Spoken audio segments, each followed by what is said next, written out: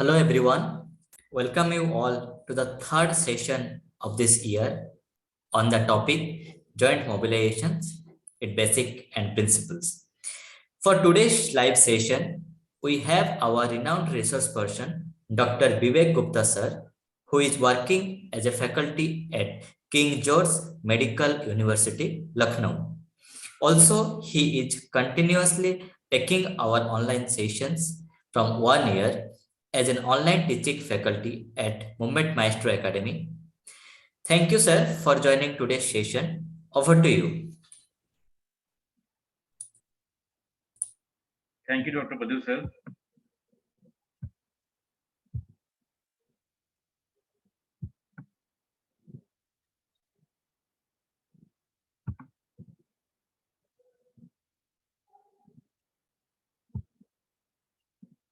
As Dr. Badhu already introduced me, so let's start the session. Today's presentation contents are osteokinematic and arthrokinematic motion, orthokinematic rules of motion, detection and classification of joint dysfunction, the resting and close back position of joint, treatment application principles that govern the passive joint mobilization, contraindication indication of mobilization treatment, morphological and capsular characteristics of each joint. Today's presentation objective is the people define osteokinematic and orthokinematic motion, explain the orthokinematic rules of motion, detect and classify joint dysfunctions, define the resting and close back position of each joint, understand the treatment application principles that govern passive joint mobilization, investigate what the literature suggests regarding mobilization effectiveness and efficacy. Also memorize the morphological and capsular characteristics of each joint. So this is online lecture, so demonstration of selected joint mobilization technique is not possible. We will do it in our offline sessions. What is joint mobilization? Basically, a skilled passive movement of the articular surface performed by the physical therapist to decrease pain or increase joint mobility. Definition is it is slow, repetitive, rhythmic, oscillatory, arthrokinematic, and osteokinematics movement done by a therapist within the available range and using various gradings under the patient's control. What is kinematics? So let's start from the basic. Kinematic is the description of motion and includes the time, space, and mass aspect of a moving object. Basically, it is two types: osteokinematics and orthokinematics. Osteokinematics. What is osteokinematics? Motion you see are the osteokinematics. That is observable movements of bone in space as represented by a change in the angle of adjacent articular segments. By definition, the movement occurs in bone rather than the joint surface is called as physiological movements. That is osteometry. Osteo means bone and kinematics means movements of motion. Normally, particular joint range of motion mentioned as a physiological range of motion. What is arthrokinematics? Motion which you feel. So unobservable articular accessory movement or motion between adjacent joint surfaces, that is roll, glide, and spin. From the definition, it is also means joint, kinematics means motion or movement. So the movement which occurs in joint surface is called as an arthrokinematics. The articular surface undergoes for movement and the other remains sterile. These arthrokinematic movements are also called as joint play movements. These accessory motions takes place with all active and passive movements and are necessary for full pain-free range of motion. Arthrokinematic motion can occur in independently or voluntary, and if restricted, can limit physiological movements. So, what is the classification of arthrokinematic motion? So, basically, it is classified into two parts. First is joint play. Joint play is movement under voluntary control. Basically, it is passive, cannot be achieved by active muscular contraction. And second one is component movement. Involuntary, obligatory joint movement occurring outside the joint accompanies active motion. For example, scapulohumeral rhythm. So, what is the type of orthokinematic movements? These are rolling, sliding, gliding, spinning, traction, compression. What is arthrokinematic role? When a surface come into contact with new points to the other surface, it occurs in the flat and curved positions, especially surfaces, for example, ball rolling on a floor. Convex surface moves on concave surface or vice versa. Rolling only occurs when two articulating surfaces are incongruent. If pure rolling occurs in any physiological movement, it results in comparison of joint capsule towards the boning movement.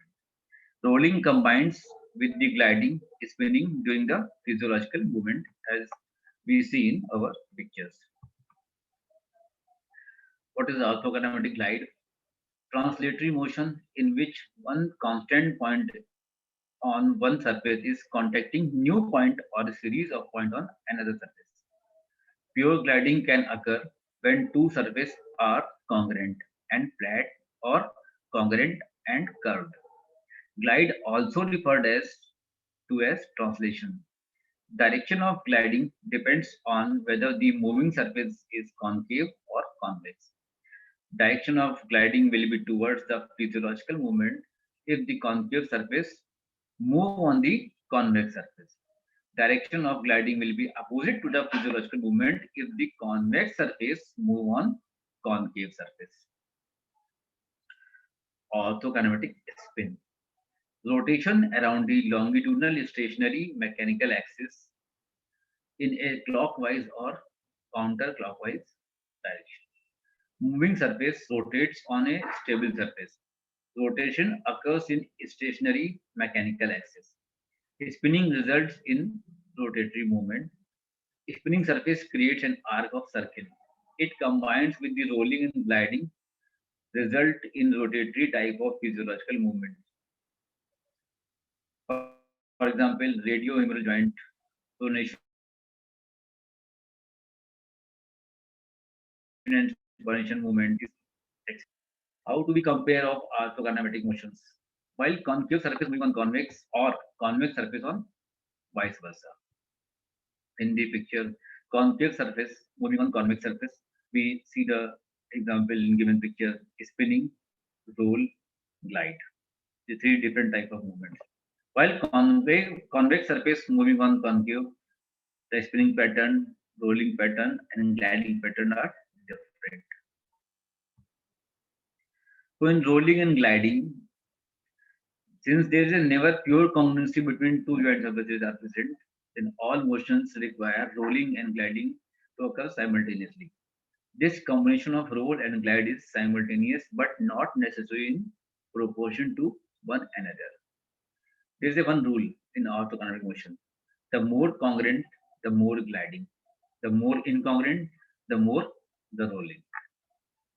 Learn this rule. So in this picture, in pure spinning, the B contact point contacts on 1 if there is a spin.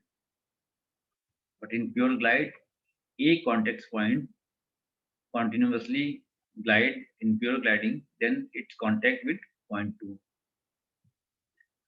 In third figure, when pure roll occurs, then in pure roll, the contact point A is on contact point 1 on the surface, and when roll occurs, then contact point B contacts with point 3. So it was pure roll. And when glide and rolling both are occurring in the same manner, so gliding and rolling both are occurs, then A, if A on contact point 1, then B is on contact point 2. So see the difference in pure spin, pure glide, pure roll, and glide and roll. Now we are taking orthokinematic rules of motion. It is most important topic in the joint mobilization. First, we know joint morphology. Joint surfaces are defined as convex and concave. Convex surface also known as male or rounded or arched surfaces. Concave surfaces are known as female, hollowed or shallowed surfaces. And it also known as ovoid on cellar. When ovoid is concave and convex articular partner surfaces. And in cellar, saddle shape with each articular surfaces having a concave and convex component in specific directions. For example, a sternoclavicular and first carpometacarpal joints. Characteristics of concave and convex surfaces. Convex surfaces have more cartilage at the center. Convex surfaces have more cartilage at the center. And concave surfaces have more cartilage on the periphery. Where surfaces appear flat, the larger articular surface is considered as convex.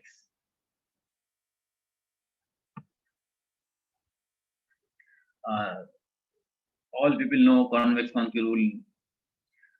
More the congruent surface, more the sliding occurs, and more the incongruent surfaces, more the rolling occurs. While concave surface moves on convex surface, gliding, rolling occurs towards the angular movement. While convex surface move on concave surface, then rolling occurs towards the angular movement, and gliding occurs at the opposite to that.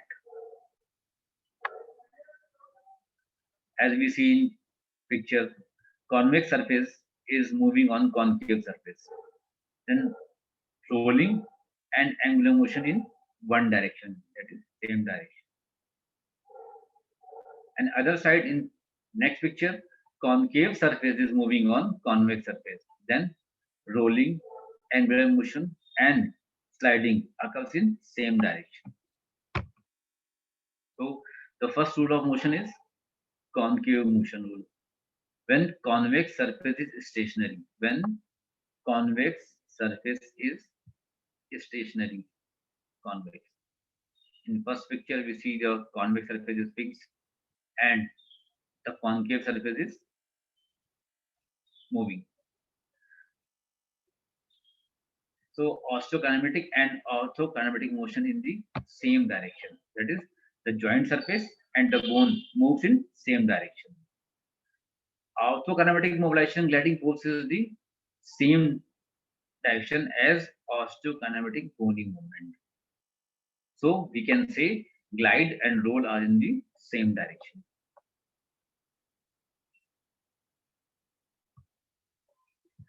Second one is convex motion rule. When concave surface is stationary, concave surface is stationary, and convex surface is moving.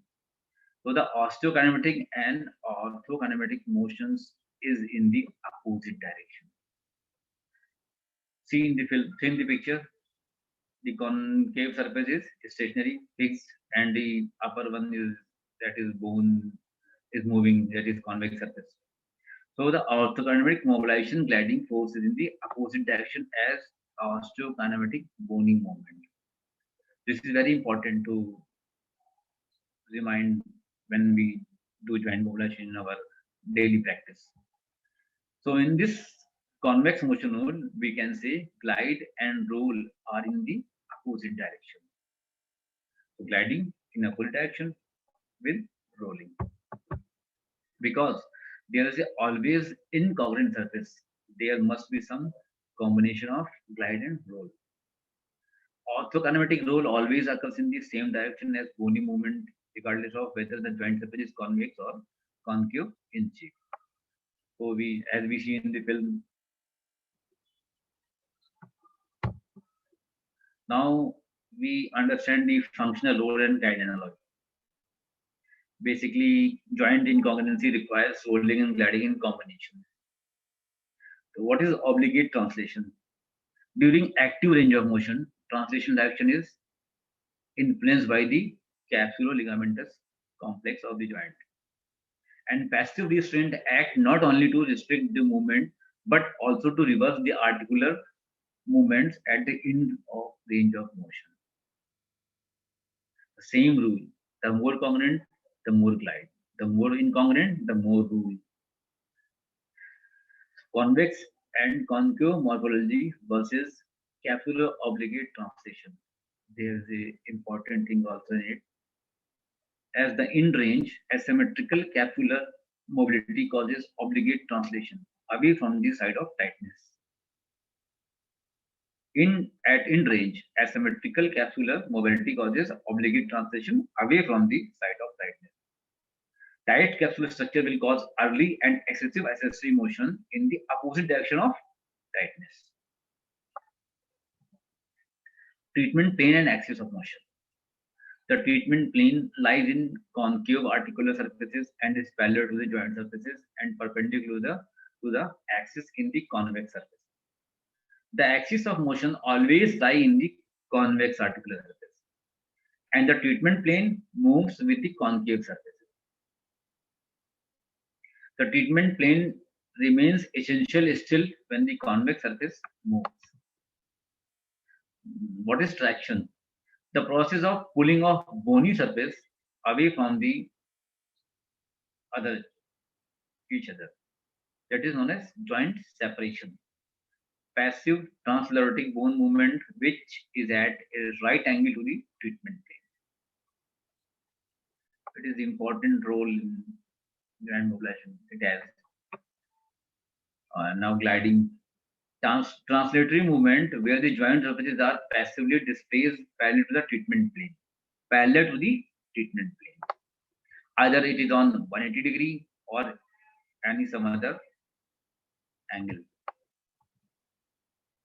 So now we discuss the detection and classification of joint dysfunctions. What is the cause of limited motion? Basically, there are so many causes: intra-articular adhesions, shortening of extra-articular muscle groups, muscle weakness, pain, nerve root adhesions, soft tissue restrictions. So how could we identify them? And what is the treatment intervention? If the cause is if the cause of limited motion is intra-articular adhesions or pericapsular stiffness, then ROM is affected by proximal or distal joint positioning, and we will feel capsular infield.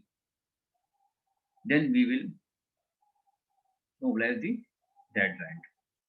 If shortened extra-articular muscle group causes limited motion in any joint, then ROM is affected by proximal or distal joint positioning. So we do stretching. If muscle weakness is cause of limiting motion, then ROM affected by gravity. So we strengthen the muscle groups. If there is a pain causing limited motion, then they are empty in the field. So we give modalities grade 1 and grade 2 veteran mobilizations. Or there is any nerve root adhesions, then we do neural tension test and give the patient 2 neural mobilizations. If there is a soft tissue restrictions, so we palpate it and identify where is the soft tissue restrictions, and then we do soft tissue mobilization. How do we determine the joint mobility? Basically, it is difficult to assess, but can be assessed. Quantity graded in millimeters, quality graded by individual. Poor intercessor reliability, best gauge by comparison to uninvolved side. Basically, we compare to both sides. Determination of joint mobility. There is a two method of determination. First is direct method, where we do manual assessment of decreased accessory motion in all directions, or indirect method. After noting decreased active or passive range of motion, apply the convex-concave rule to determine the direction of limited mobility. This method is used when patient has severe pain or joint is extremely hypermobile or therapist is inexperienced with direct assessment. If we do direct assessment, that is manual assessment of decreased accessory motion in all directions, in all planes, then we do and we prefer it. So the classification of joint mobility basically is a ordinal scale in which there is 7 grades. First is 0, second is 1, then 2, then 3, then 4, then 5, then 6. 0 to 2 are in hypomobile, when joint is hypomobile. So if the joint is ankylosed or there is no movement, then it is grade 0. So no attempt should be made to mobilize. If grade 1, that is extremely hypomobile, so we do some mobilizations. If there is a grade 2, slightly hypomobile, then we should apply mobilization and also manipulations. Grade 3, that is normal. So no dysfunction, no treatment is needed. If there is a grade 4, that is slightly hypermobile, so look for hypermobile in adjacent joint, then do exercises, taping, bracing, whatever it will applicable. If grade 5, that is extremely hypermobile, then look for hypermobility in adjacent joint also. There is the same treatment, exercise, taping and bracing. If joint is unstable, then there is a need of bracing, splinting, casting, or surgical stabilization. Now we moving on, resting and previous pec position of a joint. It is also an important topic in joint mobilization and manipulation. What is joint position and congruence? When an articular surface are rarely, if even total congruence, the area of contact of congruence at any particular joint or point, sorry, the area of contact of congruence at any particular point in the range of motion is relatively small compared to surface area, allows for better lubrication and recovery time for the articular surfaces. Resting position, it is surrounded tissue. If surrounded tissue is relaxed as possible, then it told as maximum incongruency. Intracapsular space is as large as possible. Position sought as rest or following a trauma to accommodate maximal fluid accommodation. Unlocked is statically insufficient for load bearing and dynamically safe. Treatment position, maximum amount of joint play available. And the close back position is joint positions are most congruent. Surrounding tissue, that is capsule and ligaments, are under maximal tension. Intracapsular space is minimum as we see in picture. Locked is statically efficient for load bearing and dynamically dangerous. Testing position is apprehension test for glenohumeral humeral joint. For example, GH joint के लिए हम test कर सकते हैं. What is the treatment application principle that govern the passive joint of mobilization? First, mobilization treatment. Mobilization to a joint may via articular mechanoreceptors, via cutaneous and muscular receptors, abate nociceptors, decrease or relax muscle guarding, which is important. Therapeutic effect of mobilization includes stimulate synovial fluid movement, nourishment of cartilage, maintain or promote particular extensibility of joint, provide sensory inputs. Mobilization treatment variables are joint position, direction of mobilization, types of mobilization, basically oscillation or sustained hold. These are two types of mobilization. We will discuss it in our next slide. Grade of mobilization and mobilization doses. Also, it is important thing. So, what is the translatory mobilization grading? It was basically defined by Maitland. Grade 1 is small amplitude movement at the beginning of available range of motion. Grade 2 is large amplitude movement at within the available range of motion. Grade 3 is large amplitude movement that reaches at the end of ROM. Grade 4, that is small amplitude movement at the varied range of movement.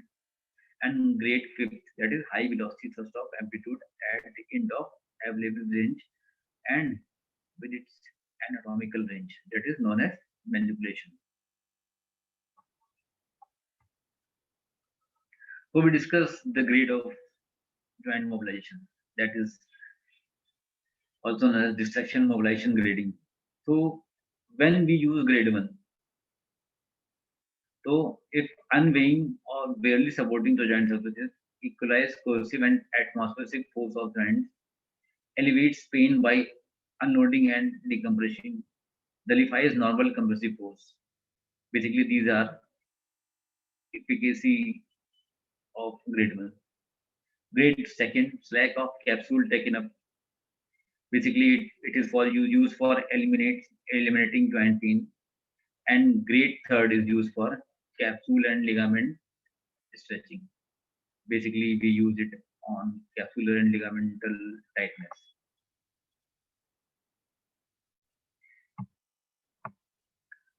Mobilization treatment considerations for grade 1 and grade 2.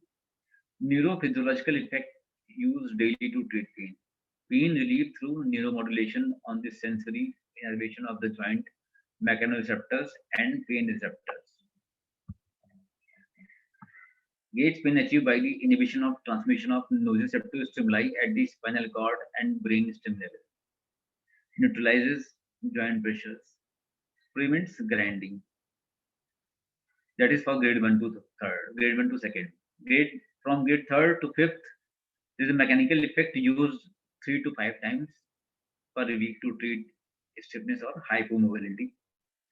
Increase ROM through promotion of capsular mobility and plastic deformation. Mechanical distension and stretching of the shortened tissue is also important in this grade. What are the principles of mobilization treatment? So these are two things.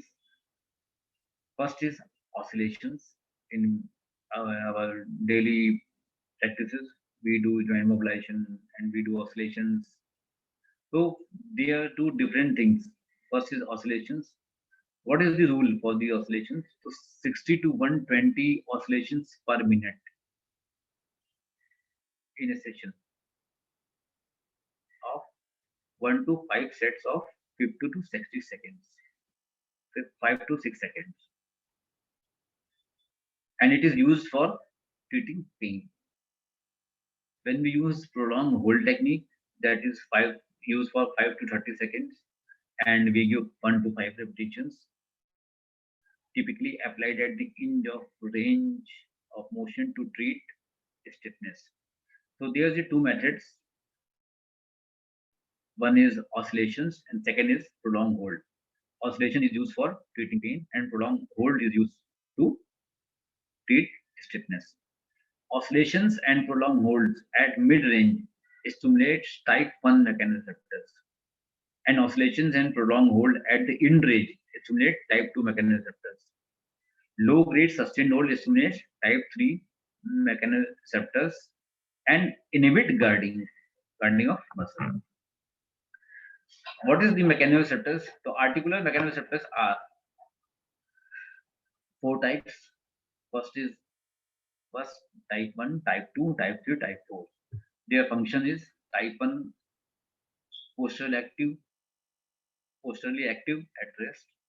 Location in superficial capsule, fired by graded or progressive oscillations at the end of range of motion. And behavior of this mechanoreceptor is slow adaptive postural kinetic awareness or tonic stabilizers. Second type is dynamic silent at rest, fires as movement begins. Their location is deep in capsule, graded on progressive oscillations in mid-ROM, fast adapting dynamic sensation phasic movers. So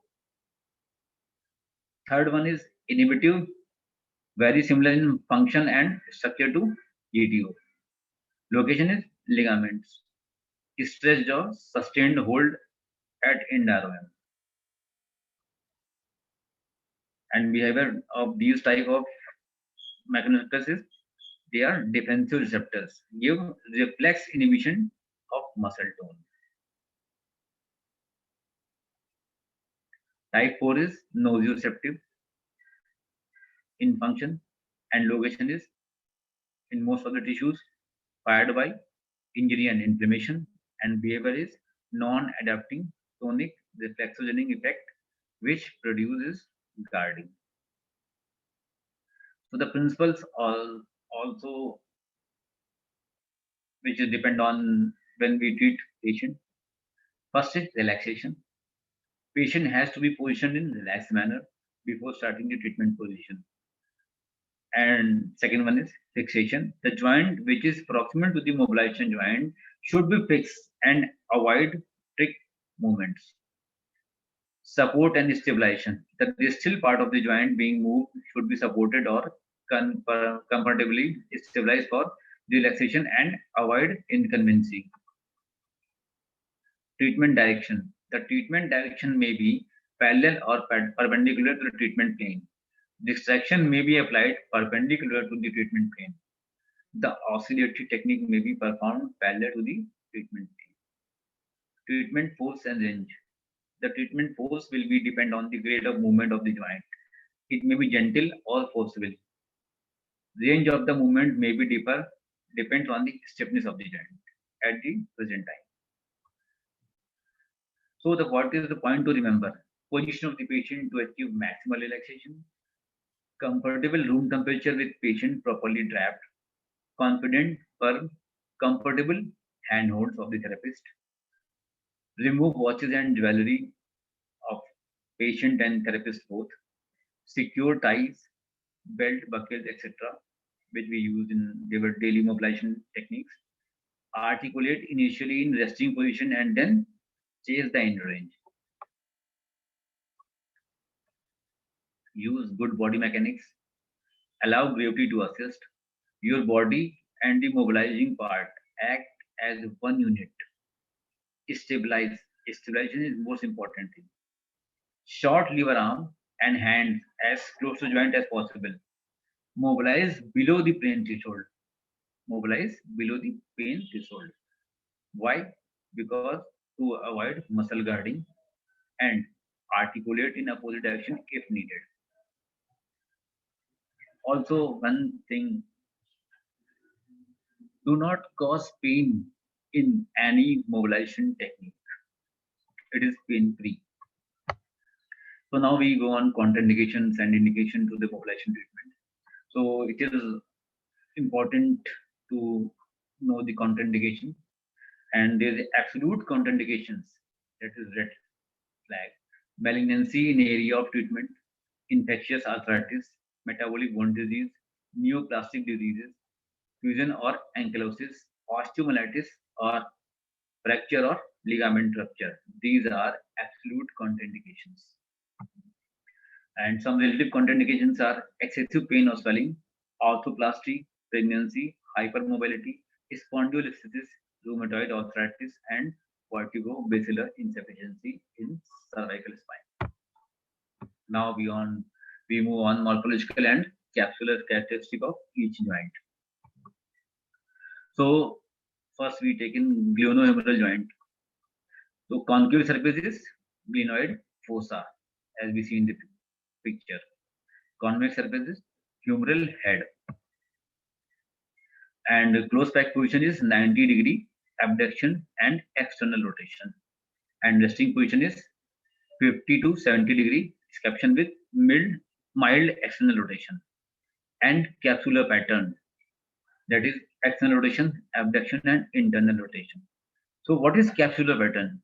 Basically, capsular pattern is known as the pattern which is we find in restriction in our passive joint mobilization. And humero-ulnar joint, concave surface is ulna, convex surface is humeral and trochlea. Close back position, full extension, resting position 70-degree flexion and 10-degree supination. And capsular pattern of humero-ulnar joint is flexion and extension. Humeroradial joint, convex surface is radial head, convex surface is humeral capitulum, close back position 90-degree flexion, 5-degree supination, resting position full extension and supination. Capsular pattern for humeroradial joint is flexion extension in both.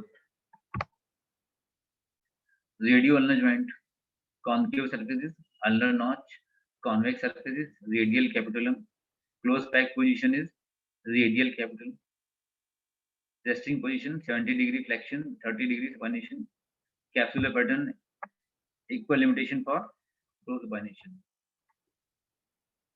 Wrist joint, concave surfaces, distal radius, ulna, convex surface, proximal carpal lobe, close back position, full extension and radial deviation, resting position, neutral with slight ulnar deviation, and capsular pattern is flexion is equal to extension.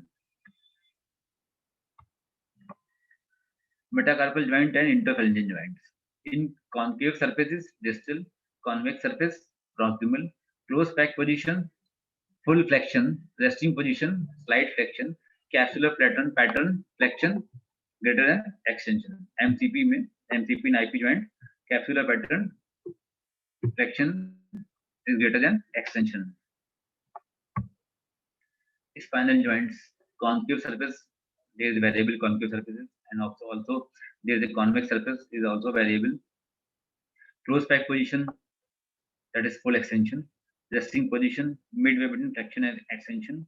Capsular pattern, that is lateral flexion and rotation equally limited or mild loss of extension. Hip joint, concave surface is acetabulum, convex surface is femoral head, close back position is full extension and internal rotation. Resting position is 30-degree flexion or abduction and external rotation. Capsular pattern, flexion, abduction, and internal rotation. Order varies in capsular pattern of different joints, especially in some patients. Knee joint, concave surfaces, tibial plateau, convex surfaces, femoral condyle, close back position is full extension, resting position is 25-degree to 30-degree flexion, and capsular pattern is of knee joint is flexion is greater than extension. Tibiofibular joint, concave surface is tibia, concave surface is fibula, and close back position is maximum dorsiflexion. Resting position slight plantar flexion, and capsular pattern if pain is present with stress. Talocrural joint, concave surface is tibiofibular, talar dome, convex surface is talus, close back position maximum dorsiflexion, resting position 10-degree plantar flexion. Capsular pattern plantar flexion is greater than dorsiflexion. Subtalar joint, concave surface is talus, concave surface is calcaneus, close back position is full supination, resting position is neutral, and capsular pattern increasing of loss of varus until stuck in valgus. And metacarpal joints, metatarsal joints, and fist ray of foot have same resting and close back positions. So there is no need to discuss it. Actually, there is the importance of capsular pattern. As I say, capsular pattern is a joint-specific pattern or restriction of passage movements. Basically, it indicates the existence of the contraction of joint capsule. So we end our session at here, and very thankful to Dr. Pradyut to give me a chance to present the topic in between you. Now it's over to Dr. Pradyut.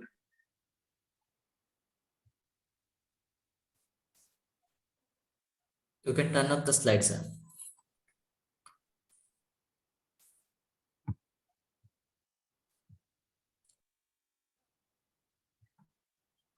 Thank you, sir. Thanks a lot for sharing your valuable time as well as knowledge. So today we have covered the basics about the joint mobilization with Dr. Vivek, sir. So thank you everyone for joining today. Thank you, sir. So see you in the next session. Thank you. Thank you. Thank you, sir.